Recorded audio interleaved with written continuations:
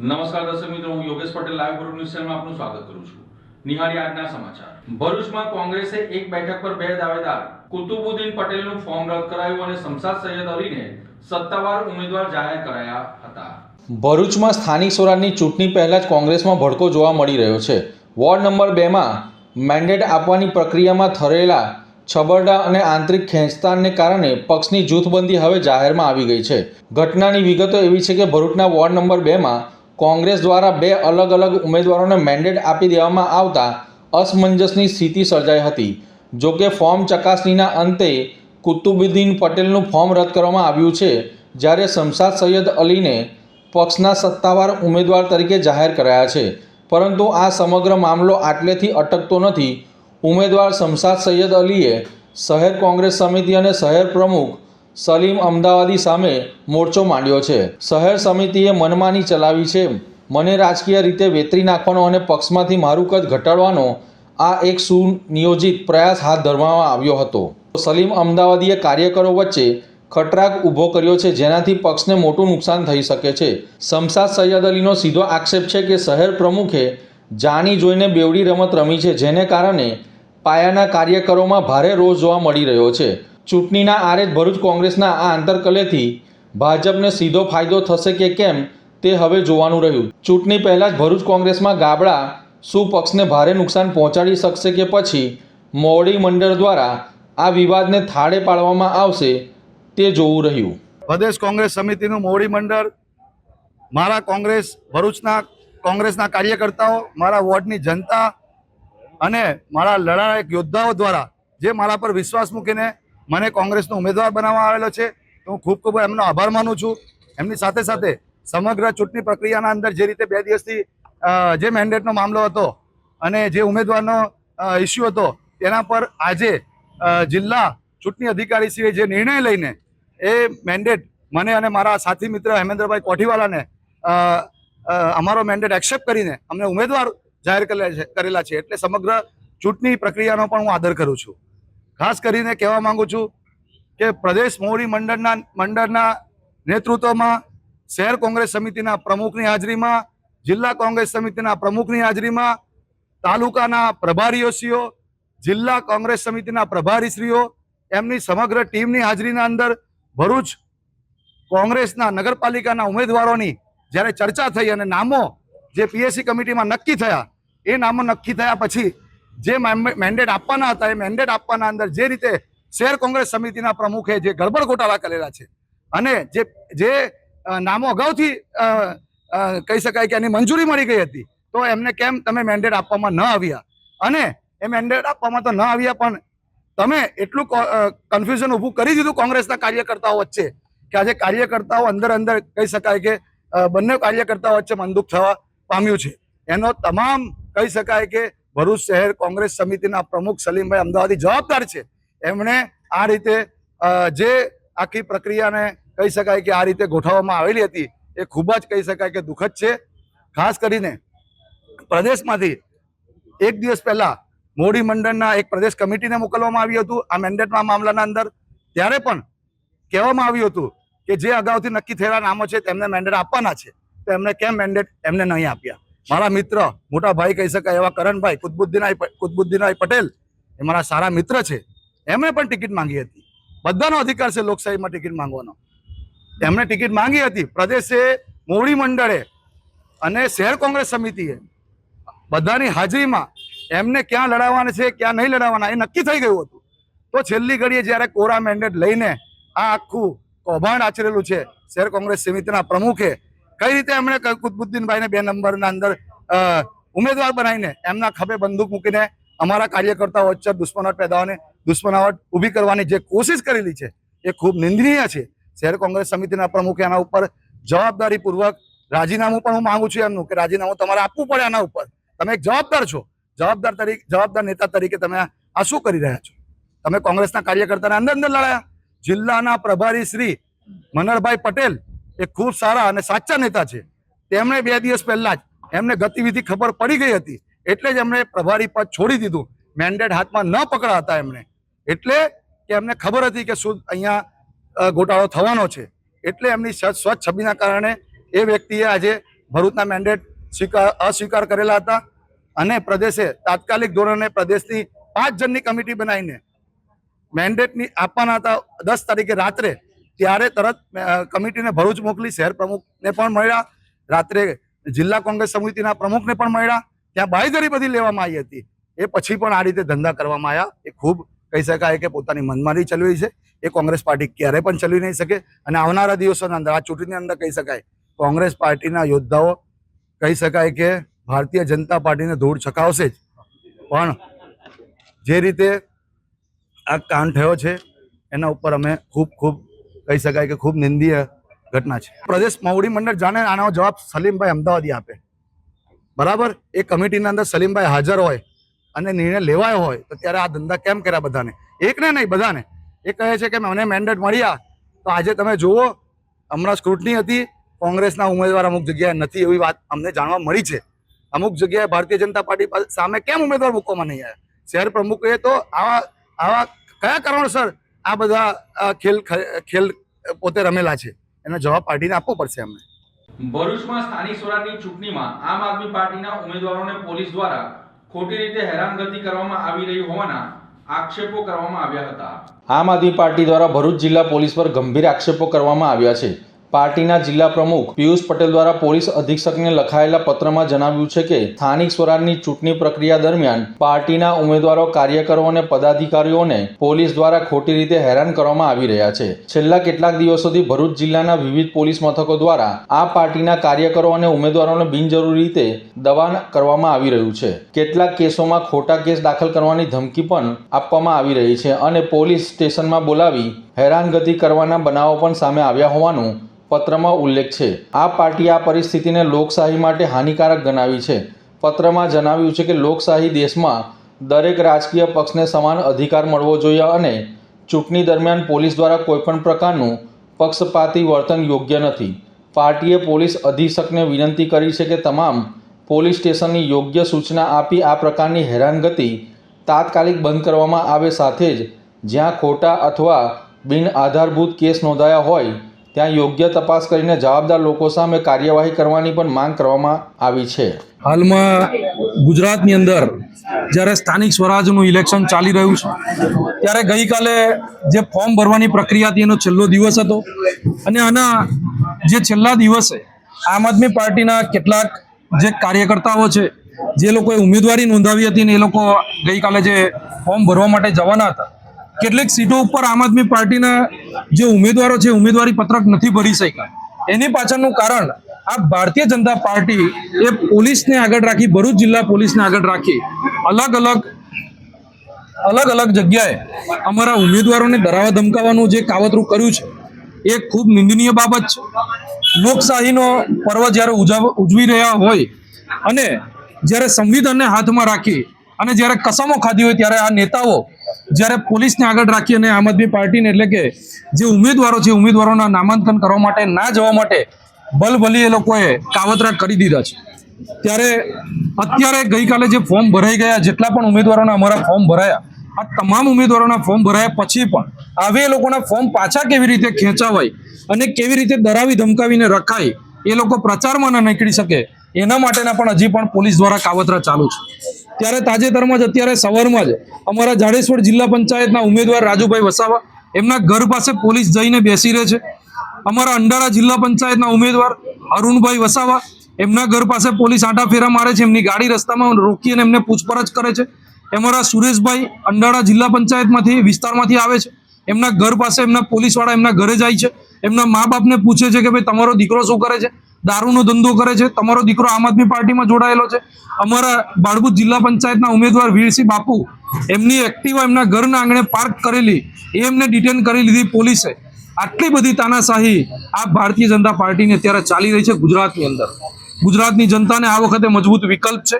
ગુજરાતની જનતા પાસે મજબૂત વિકલ્પના રૂપે આમ આદમી પાર્ટી છે.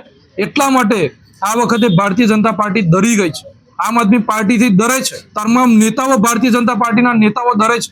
આજે આમ આદમી પાર્ટીના કાર્યકર્તાઓને કેવી રીતે તોડી અને ભારતીય જનતા પાર્ટીમાં લઈ જવા એવા કાવતરા કરે છે. પરંતુ આમ આદમી પાર્ટીનો એક એક નેતા, એક એક જે કાર્યકર્તા છે એ આજે ભાજપના 100 જે નેતાઓ છે એમના બરાબર આજે કામગીરી કરી રહ્યા છે ને ગુજરાતની અંદર ગુજરાતની જનતાનો અવાજ બુલંદ કરી રહ્યા છે. અમને ચોક્કસપણે આશા છે અને વિશ્વાસ છે કે આવનારા સ્થાનિક સ્વરાજના જે ઇલેક્શન જે અત્યારે ચાલી રહ્યું છે એની અંદર આવનારી 26 તારીખે જ્યારે મતદાન કરવા માટે જ્યારે જનતા જશે ત્યારે ભારતીય જનતા પાર્ટીને જાકારો આપશે અને આમ આદમી પાર્ટીના જે ઉમેદવારો છે એ લોકોને આશીર્વાદ આપશે, આશીર્વાદ રૂપી અમને મત આપશે ને જંગી બહુમતીથી એમને જીતાડશે એવી આશા અમે વ્યક્ત કરીએ છીએ. અંકલેશ્વરમાં ઉમેદવારી ફોર્મની ચકાસણીની પ્રક્રિયા હાથ ધરવામાં આવી છે. અંકલેશ્વર નગરપાલિકાની આવનારી ચૂંટણીને લઈને પ્રાંત કચેરી ખાતે ફોર્મ ચકાસણી પ્રક્રિયા હાથ ધરવામાં આવી હતી. ચૂંટણી અધિકારી ભવદીપસિંહ જાડેજા અને મામલતદાર રાજન વસાવાની હાજરીમાં ઉમેદવારો દ્વારા ભરાયેલા ફોર્મની વિગતવાર તપાસ કરવામાં આવી રહી છે.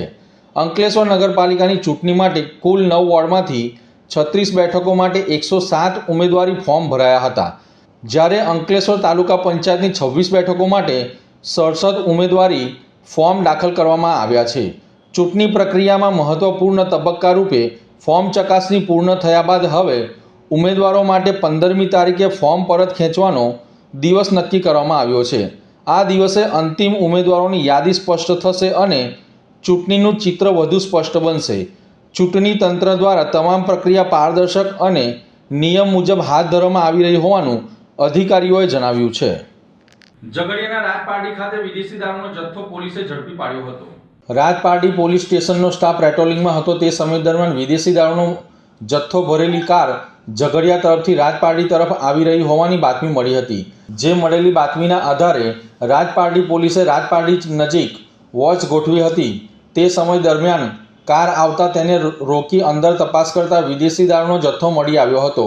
પોલીસે સુરતના શશિકાંત ભીમાભાઈ રાવણની ધરપકડ કરી 1,11,000ના વિદેશી દારૂનો જથ્થો અને 3 લાખની કાર તેમજ મોબાઈલ મળી કુલ રૂપિયા 4,26,000નો મુદ્દામાલ જપ્ત કરી અન્ય 2 ઈસમોને વોન્ટેડ જાહેર કરી પ્રોહિબિશન એક્ટ હેઠળ ગુનો નોંધી વધુ તપાસ હાથ ધરી છે.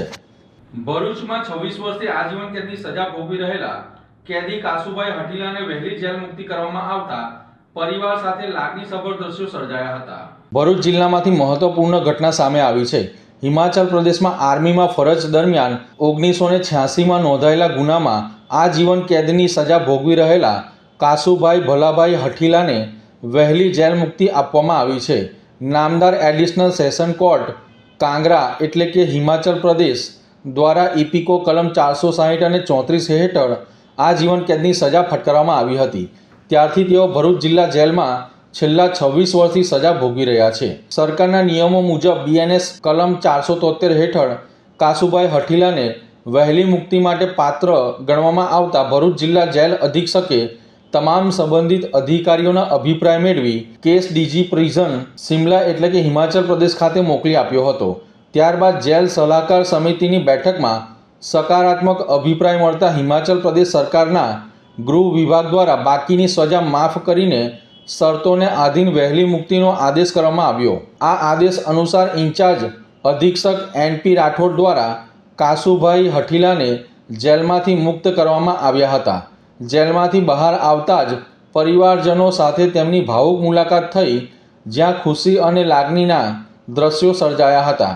પરિવારજનોમાં આનંદનો માહોલ જોવા મળ્યો હતો અને સારા અને ઉજ્જવળ ભવિષ્ય માટે શુભેચ્છાઓ પાઠવવામાં આવી હતી. મારું નામ કાસુભાઈ ભલાભાઈ. મેં હિમાચલમાં આર્મીની અંદર ગયો. આર્મીમાંથી સંજોગને કારણે કેસ બની ગયો તે આજીવનની સજા પડતા પછી વતનના લાભમાં હિમાચલ સરકારમાંથી ગુજરાતના વતનના લાભમાં સેન્ટ્રલ જેલ બરોડામાં આવ્યો. એના પછી ત્યાં 2 વાર કાર્યવાહી કરવામાં આવી મારી છૂટવાની. ત્યાં ન થયું અને ત્યાંથી અહીં સ્ટાફ વાર્ડનની જરૂર હોવાને કારણે મને સેન્ટ્રલ જેલ વડોદરાથી ભરૂચ જેલમાં મોકલવામાં આવ્યો. ત્યાં અમારા અધિક્ષક સાહેબ રાઠોડ સાહેબે અને જેલના સ્ટાફ બધે કારકુન વગેરે મહેનત કરી અને મને હિમાચલ સરકારમાં બધી કાર્યવાહી કરી અને જેલ મુક્ત કરવાની પૂરેપૂરી કોશિશ કરી છે. સાહેબ, હું NP Rathod, Bharuch district jail અત્રેની ભરૂચ જિલ્લા જેલ ખાતે છેલ્લા 26 વર્ષથી આજીવન કેદની સજા ભોગવતા પાકા કેદી કાસુભાઈ ભલાભાઈ હઠીલા નાઓ હિમાચલ પ્રદેશ ખાતે આર્મીની ફરજ દરમિયાન તેઓને 1986માં ઇપીકો કલમ 460-34 મુજબ ગુનો દાખલ થતા નામદાર એડી સેશન કોર્ટ કાંગરા ધર્મશાળા હિમાચલ પ્રદેશ દ્વારા આજીવન કેદની સજા કરવામાં આવેલ. મજકૂર કેદીની વહેલી જેલ મુક્તિ માટે તેઓ પાત્રતા ધરાવતા હોય મજકૂર કેદીની વહેલી જેલ મુક્તિ માટે સંબંધિત અધિકારીઓના અભિપ્રાય મેળવી ડીજી પ્રિઝન શિમલા હિમાચલ પ્રદેશ ખાતે મોકલી આપતા તેઓ દ્વારા જેલ સલાહકાર બેઠક યોજી મજકૂર કેદીની વહેલી જેલ મુક્તિ માટે હકારાત્મક અભિપ્રાય થતા ગૃહ વિભાગ હિમાચલ પ્રદેશ સરકાર શ્રી દ્વારા બાકીની સજા માફ કરી મજકૂર કેદીને વહેલી જેલ મુક્ત કરવા માટે આદેશ કરવામાં આવેલ હતો. અંકલેશ્વર નોટિફાઈડ વિસ્તારમાં ભાજપ યુવા મોરચાની નવી સમિતિ દ્વારા સરદાર પટેલની પ્રતિમાને પુષ્પાંજલિ અર્પણ કરવામાં આવી હતી. અંકલેશ્વર નોટિફાઈડ વિસ્તારમાં ભાજપ યુવા મોરચાની નવી સમિતિ દ્વારા સરદાર પટેલની પ્રતિમાને પુષ્પાંજલિ અર્પણ કરાઈ હતી. અંકલેશ્વર નોટિફાઈડ વિસ્તારમાં આજરોજ ભારતીય જનતા પાર્ટીના યુવા મોરચાના નવનિયુક્ત સમિતિ દ્વારા એક વિશેષ કાર્યક્રમનું આયોજન કરવામાં આવ્યું હતું. સંગઠનમાં નવી જવાબદારીઓ સંભાળ્યા બાદ યુવા મોરચાના નવનિયુક્ત હોદ્દેદારો અને કાર્યકરો મોટી સંખ્યામાં એકત્રિત થયા હતા અને લોખંડી પુરુષ સરદાર વલ્લભભાઈ પટેલની પ્રતિમાને ભાવપૂર્વક પુષ્પાંજલિ અર્પણ કરી હતી. આ પ્રસંગે ભારત માતા કી જય અને વંદે માતરમના નારાઓથી સમગ્ર વાતાવરણ ગુંજી ઉઠ્યું હતું. નવી સમિતિના સભ્યોએ સરદાર પટેલના જ આદર્શો અને રાષ્ટ્રવાદી ભાવનાને અનુસરીને સંગઠનલક્ષી કાર્યો કરવાની નેમ વ્યક્ત કરી હતી. આ કાર્યક્રમમાં ભાજપના સ્થાનિક અગ્રણીઓ અને યુવા કાર્યકરો હાજર રહી નવી ટીમને પ્રોત્સાહિત કરી હતી. આગામી દિવસમાં યુવા મોરચો આ વિસ્તારમાં લોકહિતના કાર્યોને સંગઠનને મજબૂત બનાવવા માટે સક્રિયપણે કાર્યરત રહેશે તેવો વિશ્વાસ હોદ્દેદારોએ આ તકે વ્યક્ત કર્યો હતો. ગુજરાત પ્રદેશ ભાજપ દ્વારા ગઈકાલે અંકલેશ્વર નોટિફાઈડની યુવાનની ટીમની નિમણૂક કરવામાં આવી હતી. આ નિમણૂક બાબતે પ્રદેશ ભાજપ, જિલ્લા ભાજપ તથા નોટિફાઈડ ભાજપનો અમે યુવા ટીમ ખૂબ ખૂબ આભાર માનીએ છીએ અને આગામી દિવસોમાં નોટિફાઈડ યુવા ટીમ ખૂબ મજબૂતાઈથી કામ કરશે અને યુવાનોને જોડશે અને લોકહિત કામ કરશે. સ્થાનિક સ્વરાજની ચૂંટણીના પડઘમ વાગી રહ્યા છે ત્યારે અંકલેશ્વર તાલુકા અને જિલ્લા પંચાયતની બેઠકો માટે ઉમેદવારી પત્રો ભરવાના અંતિમ દિવસે તાલુકા સેવા સદન ખાતે રાજકીય માહોલ જોવા મળ્યો હતો. ઉમેદવારી પ્રક્રિયા દરમિયાન રાજ્યના પાણી પુરવઠા મંત્રી ઈશ્વરસિંહ પટેલ ખાસ ઉપસ્થિત રહ્યા હતા. તેમની હાજરીમાં તાલુકા પંચાયતના પૂર્વ પ્રમુખ અરવિંદ પટેલ સહિતના ભાજપના દિગ્ગજ ઉમેદવારોએ ફોર્મ ભર્યા હતા. મંત્રી ઈશ્વરસિંહ પટેલે તમામ ઉમેદવારોને જીત માટે શુભકામનાઓ પાઠવી હતી. ભાજપ સરકારના વિકાસના કાર્યોને જોતા જનતા ફરી એકવાર ભવ્ય જનાદેશ આપશે. બીજી તરફ કોંગ્રેસ અને આમ આદમી પાર્ટીના ઉમેદવારોએ પણ મોંઘવારી અને સ્થાનિક પ્રશ્નોને મુદ્દો બનાવી પોતાની જીતના દાવા કર્યા છે. છેલ્લા દિવસે મોટી સંખ્યામાં ઉમેદવારો અને તેના સમર્થકો ઉમટી પડતા અંકલેશ્વર તાલુકા પંચાયત કચેરી પરિસર રાજકીય રંગમાં રંગાયું હતું. ભીડને જોતા કોઈ અનિચ્છનીય બનાવ ન બને તે માટે ચુસ્ત પોલીસ બંદોબસ્ત ગોઠવી દેવામાં આવ્યો હતો. ઉમેદવારી પત્રો ભરવાની મુદત પૂર્ણ થતાં હવે આગામી દિવસોમાં ફોર્મ ચકાસણી અને તે બાદ ફોર્મ ખેંચવાની પ્રક્રિયા હાથ ધરવામાં આવશે. આ પ્રક્રિયા બાદ મેદાનમાં કેટલા ઉમેદવારો બાકી રહેશે અને કઈ બેઠક પર કેવો જંગ જામશે તેનું ચિત્ર સ્પષ્ટ થશે. હાલ તો તમામ પક્ષોએ એડી ચોટીનું જોર લગાવી પ્રચારના શ્રી ગણેશ કરી દીધા છે. સિસોદરા તાલુકા પંચાયત સીટ પરથી હું મારી ઉમેદવારી અરવિંદભાઈ નારણભાઈ પટેલ ઉમેદવારી નોંધાવી છે અને ફોર્મ ભર્યું છે. જેના સંદર્ભમાં હું ગુજરાત સરકારના પાણી પુરવઠા અને જળ સંચય મંત્રી ઈશ્વરસિંહ પટેલ સાહેબનો ખૂબ ખૂબ આભાર માનું છું. સાથે સાથે ભરૂચ જિલ્લાને હોદ્દેદારો સબનો આભાર માનું છું અને હું આ સીટ જંગી બહુમતીથી જીતીશ. આજ રોજ ભારતીય જનતા પાર્ટીએ ભરૂચ જિલ્લા સંજાલી સીટ ઉપર મને પ્રતિનિધિત્વ કરવાની તક આપી છે. જે બદલ હું ગુજરાત સરકારના રાજ્ય કક્ષાના મંત્રી ઈશ્વરસિંહ પટેલ સાહેબનો ખૂબ ખૂબ આભાર માનું છું અને આ સંજાલી સીટ હું જંગી બહુમતીથી જીતીને એમને પુષ્પ અર્પણ કરીશ. સ્થાનિક સ્વરાજ્યનું ઇલેક્શન આવ્યું ત્યારે અંકલેશ્વર તાલુકા પંચાયત, હાંસોદ તાલુકા પંચાયત અને અંકલેશ્વર નગરપાલિકા આ તમામ બેઠકો જે છે એ પૂર્ણ બહુમતીથી ભરિંદા પાર્ટીની જીત થવાની છે. એમાં કોઈ શંકાનું સ્થાન નથી. ભૂતકાળમાં પણ અંકલેશ્વર નગરપાલિકા હોય, અંકલેશ્વર તાલુકા પંચાયત હોય, હાંસોદ તાલુકા પંચાયત હોય કે જિલ્લા પંચાયતની 8 સીટ હોય, તમામ સીટો ભરિંદા પાર્ટીની પાસે હતી.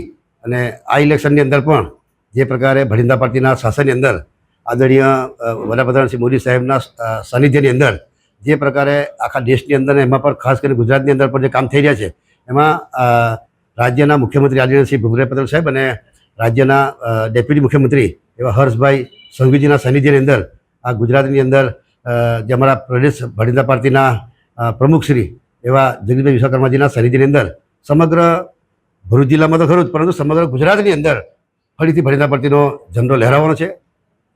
અને તમામ લોકો જે ભૂતકાળની જે કામો થયા છે એ કામોથી પણ સૌ વાકેફ જ છે. તો આ હતા આજના સમાચાર. નવી ઘટનાઓ સાથે ફરી મળીશું. ત્યાં સુધી જોતા રહો લાઈવ ભરૂચ ન્યૂઝ ચેનલ. નમસ્કાર.